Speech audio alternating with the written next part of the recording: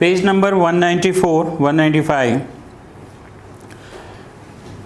Chapter journal proper, जिसमें मैंने आपको कल होमवर्क दिया था। Illustration 2, point number 8, purchase the furniture of ₹8,000 against the goods costing 7,000। समझो हमारा बिजनेस है और सामने जो परचेज करने आया है वो फ्रेंड ही आया है, ठीक है। एक एग्जांपल लेते हैं कि मेरा रेडीमेड गारमेंट का बिजनेस है और आज एक फ्रेंड मेरा परचेज करने आया है। अब 7-8,000 के उसने कपड़े निकाले, मैं उससे पैसा लूँ और उसका काम है कि वो न्यू कंप्यूटर, न्यू प्रिंटर्स में डील करता है और मुझे एक न्यू प्रिंटर लेना ही है। तो मैंने उससे कहा ये पैसे रख, मैं कल आ रहा हूँ, न्यू प्रिंटर लेना ही है ना, फिर समझ लेते हैं। मैं दूसरे दिन उसके शॉप पर गया और प्रिंटर लेकर आया। इट मीन्स कि मैंने वो गुड्स उसे फ्री में नहीं दिए, डोनेशन नहीं किया, जल नहीं गए। उसके सामने पैसा तो आ रहा है बट कैश नहीं आ रही है। कैश की जगह पे क्या आ रहा है? फर्नीचर आ रहा है, ठीक है। अब सपोज करते हैं, सपोज आज वो मेरे पास आया और मुझसे एक अमाउंट ले लेते हैं 1,000 रुपीज़, समझने के लिए, कंसेप्ट समझने के लिए। आज वो मेरे पास आया और 1,000 रुपीज़ के उसने कपड़े लिए। सो मुझे वो 1,000 रुपीज़ देगा तो मैं एंट्री करूँगा cash account debit to sales account. Is it clear? 1,000 rupees debit what comes in, credit what goes out. अब मैं कल उसके वहाँ गया और मैंने 1,000 रुपीज़ का फर्नीचर ले लिया। सो मैं एंट्री क्या, अब 1,000 मैं कल पे करके आऊँगा तो मैं एंट्री करूँगा furniture account debit to cash account. Clear हुआ? 1,000। अब यहाँ पर क्या हुआ? कैश आ रहा है, कैश जा रहा है। हम दोनों ने एक दूसरे को न कैश दिया न लिया, तो बचा क्या? Furniture account debit to sales account. एक तो ये कंसेप्ट है। दूसरा, सपोज करो आप कैश बुक बना रहे हो, ये मैं रफली बना रहा हूँ, ठीक है। ये कैश बुक का डेबिट साइड है, ये क्रेडिट साइड है, ये रिसिप्ट है, ये पेमेंट है। अब अगर ये आज मुझे 1,000 देकर गया तो मैं रिसिप्ट साइड लिखूंगा, क्या लिखूंगा? To sales account. कल मैं उसके वहाँ जाकर फर्नीचर लेकर आया तो मैं पेमेंट साइड लिखूंगा बाय फर्नीचर अकाउंट, ठीक है। सो यहाँ पर क्या हुआ? यही तो हुआ, पैसा आया, पैसा चला गया। ये जो फर्नीचर आया फ्री में नहीं आया हमारे पास, और जो गुड्स गए ना ही हमने फ्री में दिए हैं किसी को। गुड्स कैसे गए? सेल होकर बाहर निकले, उसका एक वैल्यू अंदर आ रहा है। अब इसको कंपेयर करते हैं गुड्स गिवन इन चैरिटी या गुड्स गिवन एज डोनेशन।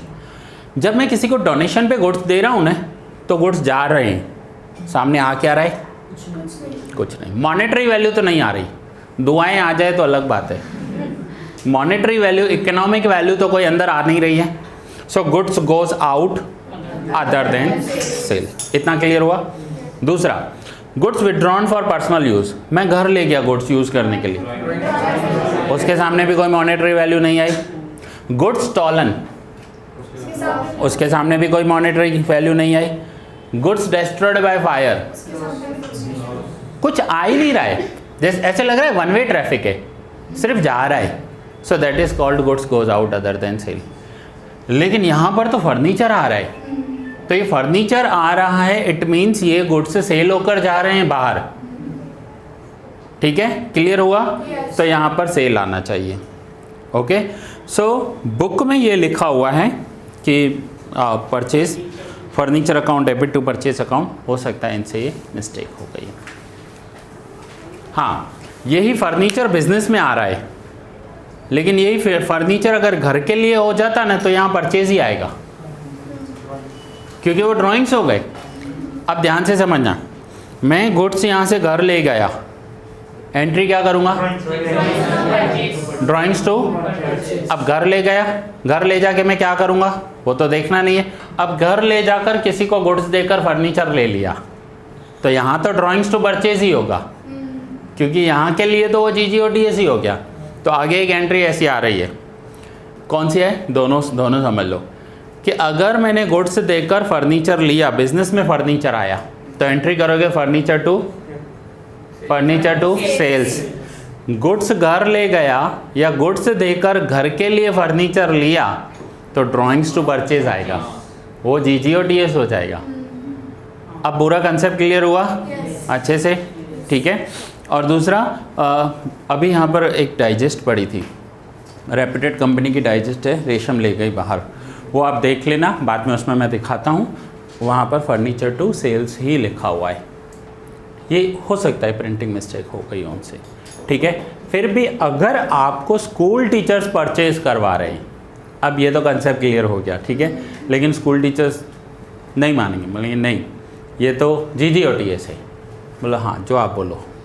सो वहाँ पर आप स्कूल टीचर्स बोल रहे हैं कि फर्नीचर टू परचेज लिखो तो फर्नीचर टू परचेज ही लिख कर आओगे, क्योंकि आपके लिए स्कूल टीचर्स भगवान है और स्कूल टीचर्स के लिए टेक्स्ट बुक भगवान है।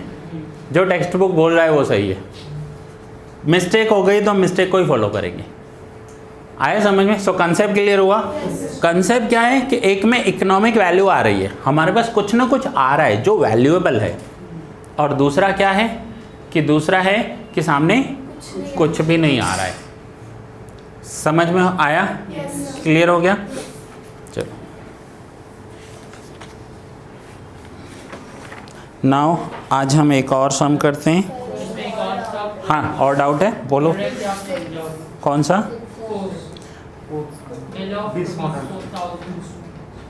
Dishonoured on maturity date. Bill dishonour हो गया। अब डिसऑनर का मतलब क्या होता है कि जब 1 महीना हो जाता है तो हम पैसा लेने गए सामने वाले के पास या फ़ोन किया हमने, उसने पैसा देने से मना कर दिया। ऑनर करना यानी रेस्पेक्ट करना, हम गए और पैसा दे दिया, that is called honour. Dishonour करना मीन्स हम गए मना कर दिया, पैसे नहीं है नहीं दूंगा, डिसऑनर हो गया। सो जब बिल्स रिसीव किया था, किससे रिसीव किया था? तो एंट्री की थी bills receivable account debit to Priyanka account, जब रिसीव किया था। अब डिसऑनर हो गया तो उसका अपोजिट एंट्री कर लो, Priyanka account debit to bills receivable account. हम किसी से चेक रिसीव करते हैं ना, समझो आज मुझे किसी ने चेक दिया तो एंट्री करूंगा bank account debit to mister A account जिसने दिया है, डिसऑनर हो गया। इसकी opposite mister A account debit to bank account. तो यहाँ पर भी ऐसा बिल आ रहा है, bills receivable account debit to Priyanka, dishonour हो गया तो Priyanka account debit to bills receivable. Clear हो गया? और कोई डाउट है किसी का? 6 सेकंड में है distributed goods of ₹3000 as free sample. Free में गुड्स दिए हैं, advertisement expense account debit to purchase account.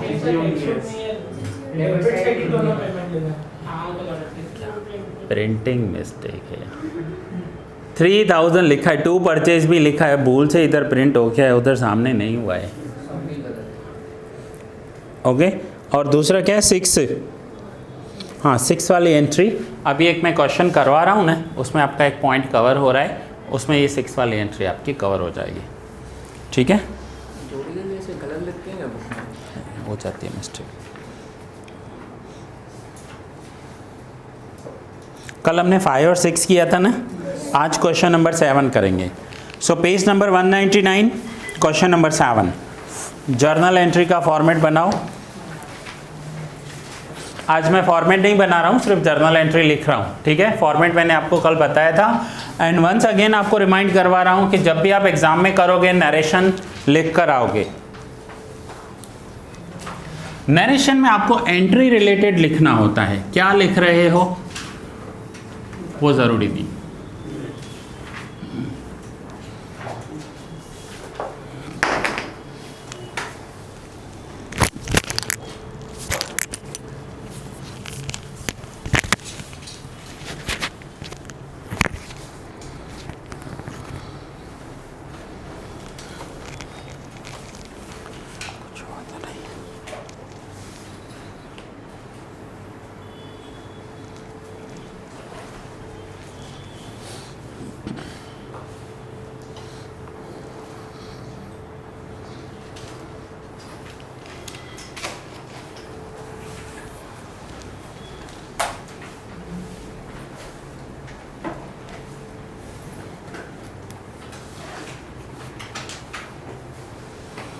करें स्टार्ट।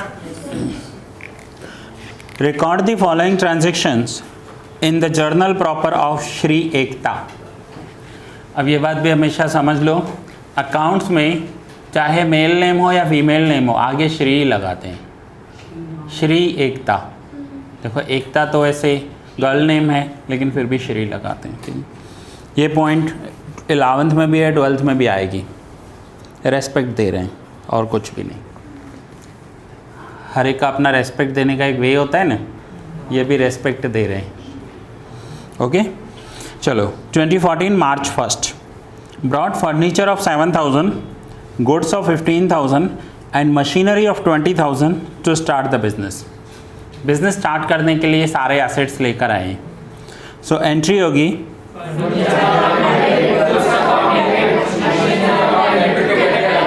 यस। चलो लिखते जाओ फॉर्मेट बनाकर। फर्स्ट है ना date, 1 March। Okay, furniture account debit, rule apply हुआ, debit what comes in. Furniture account debit 7,000, goods account debit 15,000, machinery account debit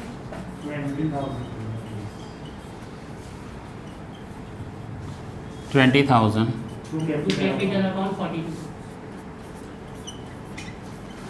to capital account 42,000।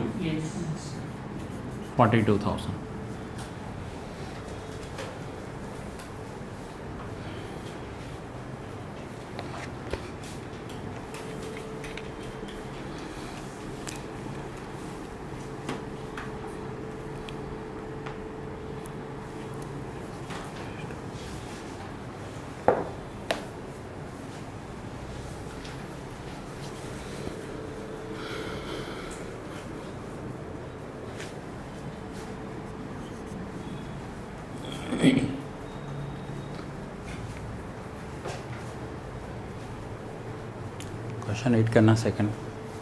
Scientific calculator of 2,000 and a cellular phone of 25,000 purchased from Kamlesh Traders. Scientific calculator and phone purchase किया है। पता हो क्या हो गया entry?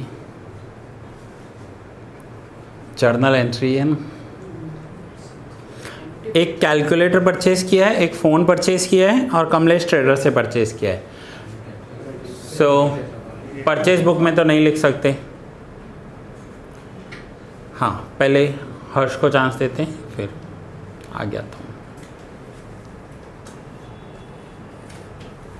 Stationery account debit to Kamlesh Traders. Stationery account debit to Kamlesh traders. Amount So which one is cellular phone, mobile phone. Cellular phone का मतलब होता है मोबाइल फ़ोन।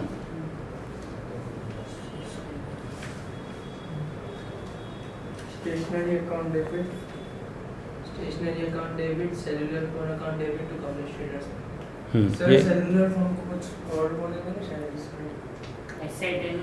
हाँ देखो, इलेक्ट्रॉनिक एसेट्स है ना, कोई भी सर एसेट्स बोलेंगे। इलेक्ट्रॉनिक, चाहे कंप्यूटर हो, प्रिंटर हो, मशीन्स बोलते हैं बराबर। फ़ोन लिखा हुआ है फ़ोन लिखेंगे हम, प्रिंटर लिखा हुआ है प्रिंटर लिख दो।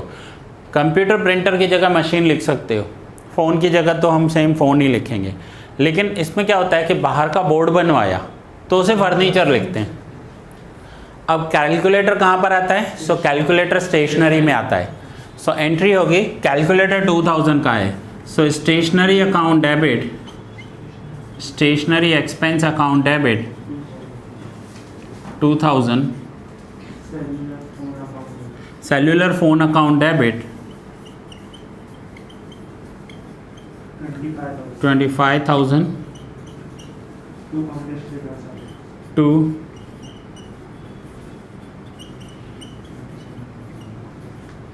Kamlesh traders account 27,000।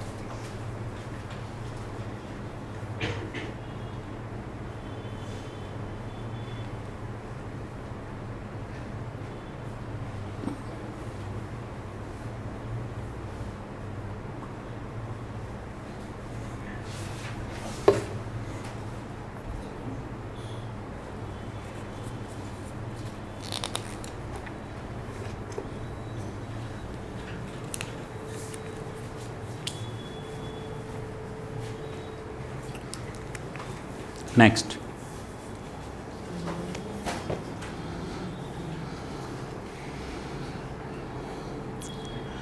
fan of 2500 purchase for household use by giving goods of rupees 3000. Goods ले गए घर और वो गुड्स किसी को देकर घर के लिए फैन परचेज किया है। हाँ बताओ क्या होगा Bajaj? Drawings account debit to sales account. Drawings account debit to sales account, drawings account debit to purchase account, दोनों अलग अलग आ रहे हैं आंसर्स। हाँ क्या होगा? Drawing account debit to purchase account. Drawings account debit to purchase account का correct answer है।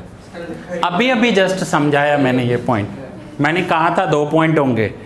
गुड्स बाहर दिए और बिजनेस में फर्नीचर आ रहा है तो आप क्या लिखोगे? Furniture to sales.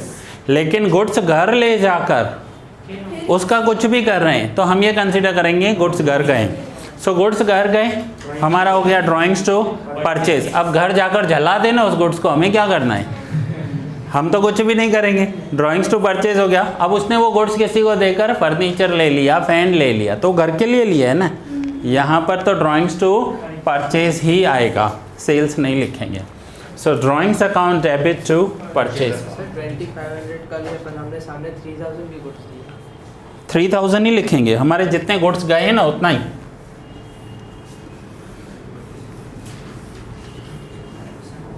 हमारे जितने गुड्स गए हैं उतना, हमारे लिए उन गुड्स की वैल्यू 3000 थी ना। सर फोर्थ में बताओ। देखो गुड्स हमारे जा रहे हैं, हम उन गुड्स का कितना दे रहे हैं वो तो हमारी वैल्यू है ना, हमारा वैल्यू 3000 का जा रहा है। सर फोर्थ बताओ। 1 मिनट। तो ये लिखने की एंट्री ज़रूरत है मुझे? Drawings account debit to purchase account.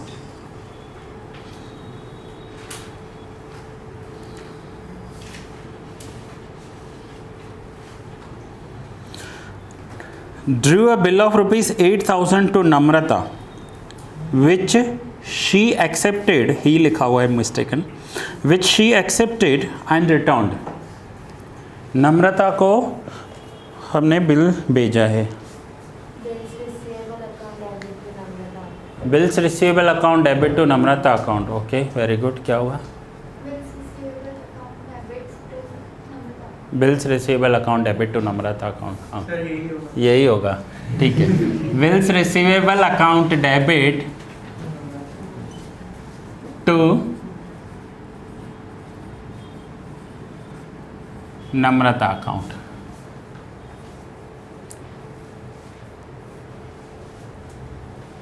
$8,000।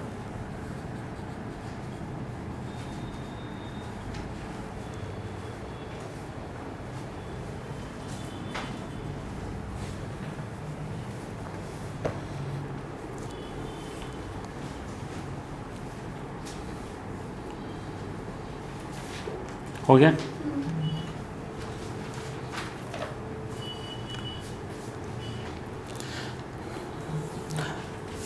Bill of Namrata endorse to Isha against her date of 8050। Namrata का जो बिल आया है ना वो हमने ईशा को दे दिया, लेकिन ईशा को देने कितने थे हमें? 8050। लेकिन उसने कहा ठीक है 8000 का बिल दे दो। 50 रुपीज़ डिस्काउंट मिला या एक्सपेंस हुआ? मिला, रिसीव्ड हुआ। नहीं बताओ क्या करेंगे entry?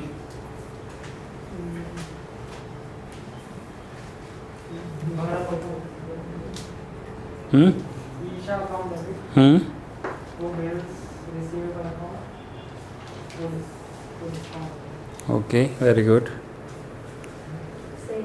Same Ronit? Sir bill payable account debit to Yashi account to discount account. Bill payable नहीं है इसमें। हम बिल पेएबल कब होगा? जब हम एक्सेप्ट कर दें, साइन करते हैं। हम एक्सेप्ट ही नहीं कर रहे हैं, हम तो आगे से आया हुआ बिल दे रहे हैं। Asia account debit 8050 to bills receivable account 8000 to discount account 50। ये करेक्ट आंसर है, इन तीनों का करेक्ट आंसर था। चलो एंट्री करो।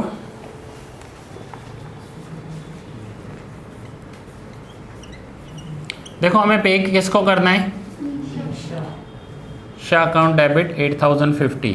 हम बिल एंडोस्ड कर रहे हैं, अपना बिल नहीं दे रहे हैं। अगर हम अपना बिल दे रहे हैं तो यहाँ पर बिल्स पेबल लिखेंगे, हम आगे से आया हुआ बिल एंडोस्ड कर रहे हैं। So to bills receivable account 8000 and to discount account या डिस्काउंट रिसीव्ड अकाउंट 50 लिख सकते हैं।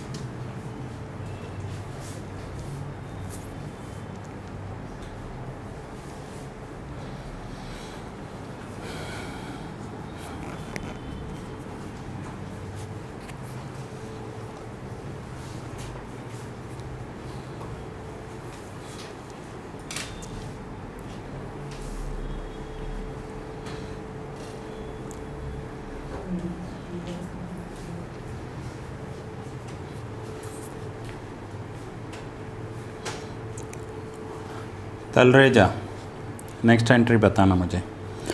अ bill of 6000 drawn by Bharat accepted by us and returned to him. Bharat account debit to bill payable. Okay very good. Vivek, Bharat account debit to bills payable. Bharat account debit to bills payable account correct है। हमने accept किया है और drawn किसने किया है, भरत ने। तो ये भरत ने लिखकर भेजा, हमने एक्सेप्ट किया, मीन्स हम एक्सेप्ट कर रहे हैं कि हम पे करेंगे। So Bharat account debit, Bharat is the receiver, debit the receiver and credit what goes out. So entry हो जाएगी Bharat account debit to bills payable account 6000। Bharat account debit to bills payable account.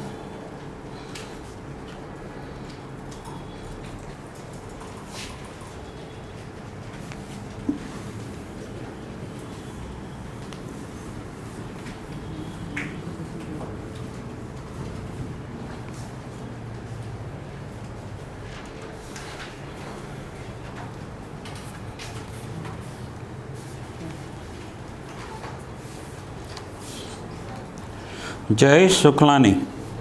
Goods of rupees 8000 were stolen away from the godown, for which the insurance company accepted a claim of 75% of the amount. Insurance company account debit 6000 to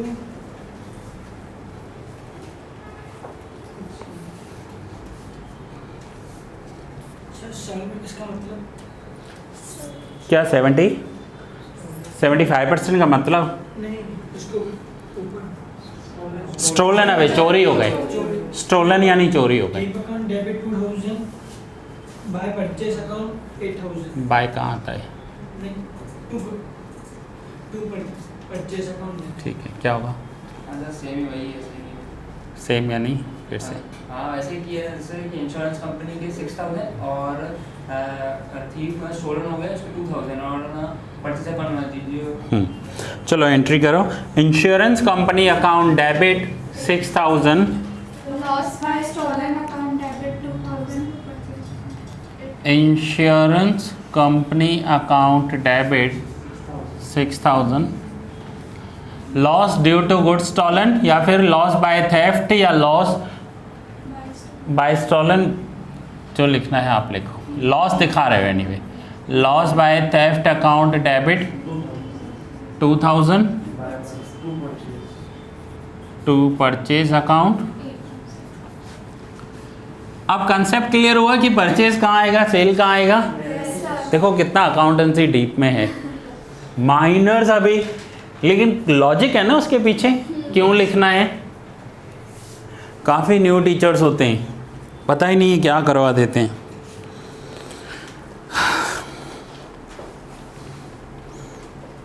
ये यहाँ problem नहीं होगी, जब आगे final accounts बनाएंगे ना तब problem होगी, वहाँ जाकर अटक जाएंगे, वहाँ जाकर अटक जाएंगे, क्योंकि आगे वो कंटिन्यू नहीं कर पाएंगे उस सम को।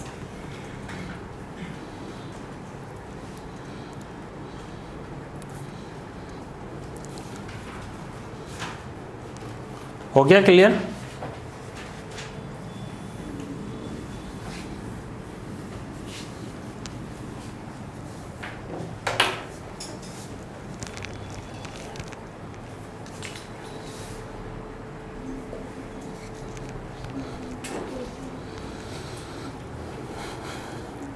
An amount of rupees 8,000 is receivable from Nirav and 8,200 is payable to Nalin. The account of Nalin was settled by Nirav accepting to pay 8,000. New point है, फर्स्ट टाइम आ रही है।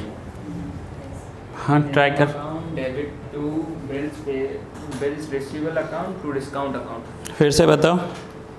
नीलम अकाउंट डेबिट नीलम नहीं, Nalin Nalin Nalin account debit to bills receivable account to discount. हाँ try करो। Nalin account debit 8,200, Nirav account debit 8,000 and to Nirav account debit 8,000 to discount account 200। To Nirav account debit कैसे होता है? नीरव पे करेगा ना, तो टू नीरव अकाउंट डेबिट कैसे होगा? या टू आएगा या डेबिट आएगा ना। फिर से Nalin account debit 8,200 to Nirav account 8,000 to discount account 200। ये करेक्ट है। चलो ध्यान से समझो, इस एंट्री में क्या है? Amount of rupees 8,000 is receivable from Nirav. हमें नीरव से 8,000 रुपये लेने हैं। अब समझो यहाँ नीरव खड़ा है, 8,000 रुपये नीरव से लेने हैं। और दूसरा क्या है? 8,200 is payable to Nalin. Nalin को 8,200 देने हैं। हमने क्या किया? हमने दोनों को आमने सामने करवा दिया। नीरव से लेने हैं और नलिन को पे करने। हमने नीरव को बोला नलिन को दे दे। इसे कहते हैं, नॉर्मल लैंग्वेज में कहते हैं हवाला करना। हवाला करना यानी एक दूसरे को आमने सामने करवा दिया, हम बीच में से निकल गए। हम अपने बुक्स में से लिख देंगे कि नीरव से पैसे आ गए और नलिन को पेमेंट कर दिया। अब वो एक दूसरे को समझ लेंगे आपस में।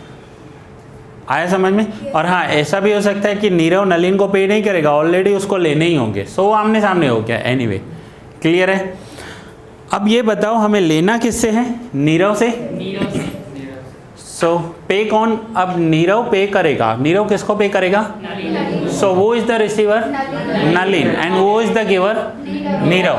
तो यहाँ पर एंट्री होगी Nalin account debit, Nalin account debit to Nirav account. इतना तो क्लियर हुआ? अकाउंट का rule, debit the receiver, credit the giver. अब हमें नलिन को देने कितने थे? 82, बट वो एक्सेप्ट कर लिया कि ठीक है मैं नीरव से 8,000 भी ले लूँगा। इसका मतलब हमें तो 200 का फ़ायदा हो गया। So Nalin account debit 8,200 to Nirav account 8,000 to discount received account 200। यहाँ पर ना हमने बिल दिया है, ना बिल लिया है, ना बिल्स रिसीवेबल है, ना बिल्स पेबल है। हमने तो एक दूसरे को आमने सामने करवाया है। ठीक है? इसी एंट्री को कंसेप्ट क्लियर करने के लिए सिर्फ मैं अलग से एक्सप्लेन कर रहा हूँ आपको। ओके? सिर्फ कंसेप्ट क्लियर कर रहे हैं हम। करना तो आपको यही है। मुझे नीरव से पैसे लेने हैं। कितने लेने हैं? 8,000। सपोज करो नीरव ने अभी दे दिए मुझे, तो मैं एंट्री क्या करूँगा? Cash account debit 8,000 to Nirav account, to Nirav account 8,000। और नलिन को 8,200 पे करने, उसके सामने वो 8,000 एक्सेप्ट कर रहा है। चलो 8,200 नलिन को पे करने हैं और 8,000 एक्सेप्ट कर रहा है। सपोज करो हम भी उसे अभी के अभी पे कर देते हैं। Nalin account debit to cash account, Nalin account debit 8,200 to cash account to discount received account. ठीक है? समझो अभी के अभी ये दोनों ट्रांजेक्शन्स हो गए। नीरव ने दिया, नलिन को दे दिया हमने। कैश डेबिट हुआ 8,000, कैश क्रेडिट हुआ 8,000, कैंसिल हो गया। बाकी जो बचा वो हमारा आंसर है। करके देखो।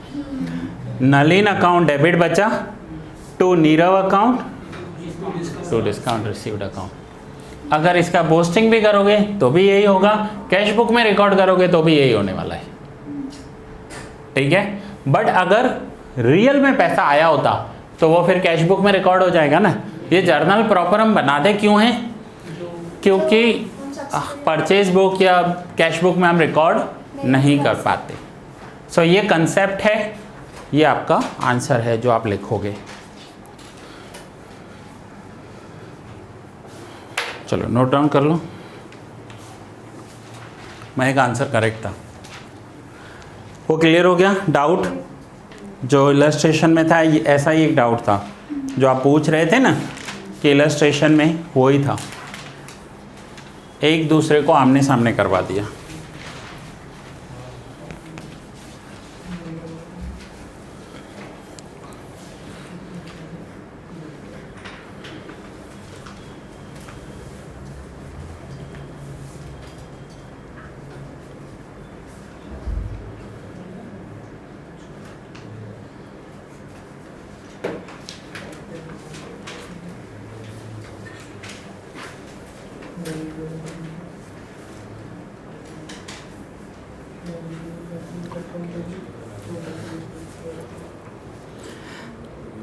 Cash received from Rajendra for bad debts recovered rupees 2000. ध्रुव बताएगा क्या करेंगे। Cash account debit ₹2000 to bad debt recovered account ₹2000। Very good. मैं cash account debit 2000 to bad debt recovered account. Very good. Ronit bad debt account debit to cash account to cash receive. देखो, to cash तब लिखते हैं जब पैसा बाहर जा रहा हो, क्रेडिट वर्ड गोज आउट। बाहर जा रहा है तो क्रेडिट करो, आ रहा है तो डेबिट करो। यहाँ तो बैड डेब्ट्स रिकवर्ड है। बैड डेब्ट रिकवर्ड का टर्म समझ लो, लास्ट ईयर कोई हमारा पैसा खा गया लेकिन अब उसके पास आ गया, कहीं से आए उसके पास पैसे और उसकी नीयत अच्छी है, देने आया है। देने आया है मीन्स पैसा आ रहा है, ठीक है। और बैड डेब्ट्स रिकवर्ड इनकम होती है, ठीक है। सो आपका आंसर था cash account debit to bad डेब्ट रिकवर्ड अकाउंट या bad debts return account. Entry correct है लेकिन आंसर रॉन्ग है। Sir Rajendra account debit to bad debt recovered account. नहीं, राजेंद्र टू बैड डेब्ट रिकवर्ड भी नहीं होगा। आपका एंट्री राइट है, ध्यान से समझो। हाँ, जर्नल एंट्री आप राइट बता रहे हो, अमाउंट भी राइट है लेकिन आंसर रॉन्ग है आपका। अब आप बोलोगे ऐसा कैसा हो रहा है, ठीक है। ये जो जर्नल एंट्री है ना, ये जर्नल प्रॉपर में रिकॉर्ड नहीं होगी, ये कैश बुक में रिकॉर्ड होगी। जर्नल प्रॉपर में हमें वो चीज़ रिकॉर्ड करनी है जो कैश बुक और सब्सिडियरी बुक में रिकॉर्ड नहीं होती है। सो यहाँ पर लिखोगे no entry, this entry will be recorded in cash book.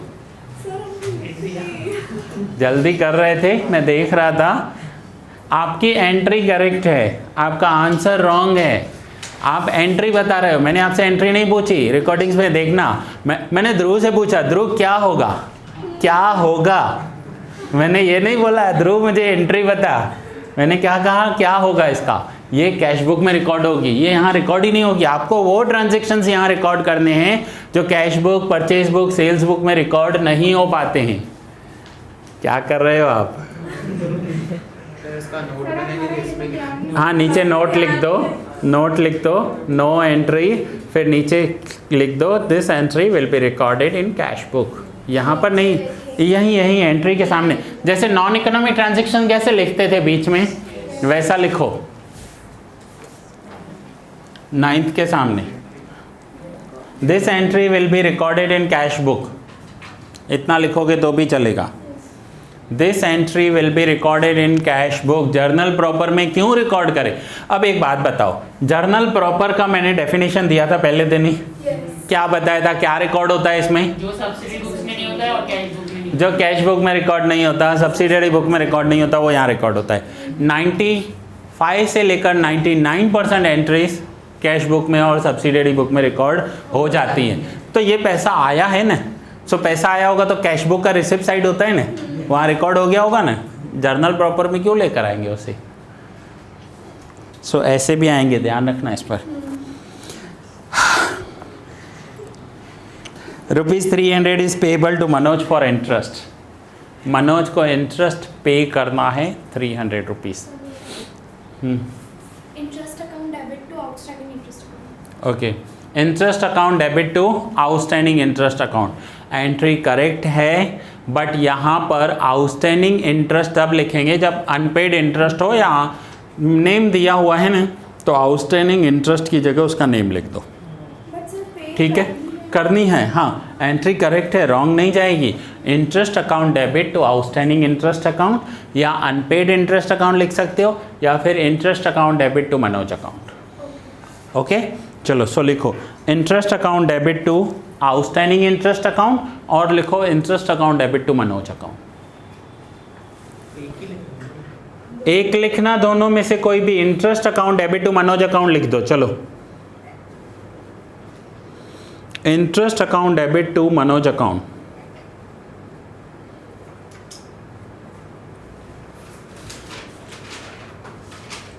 Sir अगर आउटस्टैंडिंग लिखे तो गलत तो नहीं जाएगी? सर इसमें मनोज आउटस्टैंडिंग लिखे गलत नहीं जाएगा, बट नेम दिया हुआ है ना, तो it will be much better कि नेम लिख दो ऐसा। सर तो फिर इसमें क्रेडिट का बिना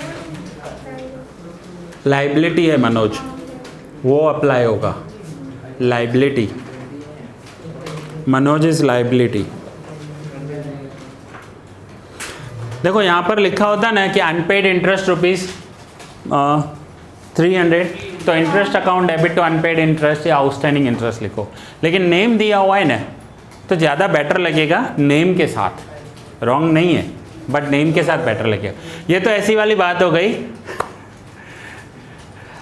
आपको गरबा करना है ना, तो आप जीन्स पहनकर भी कर सकते हो, लेकिन प्रॉपर उसका ड्रेस पहनकर करोगे तो ज़्यादा अच्छा लगेगा। समझ में आ गया? वो रॉन्ग नहीं है, लेकिन मनोज जी लिखोगे तो ज़्यादा अच्छा लगेगा। चलो, सो ये लेक्चर का रिकॉर्डिंग कंप्लीट कर रहा हूँ। नेक्स्ट लेक्चर में हम न्यू सम करेंगे।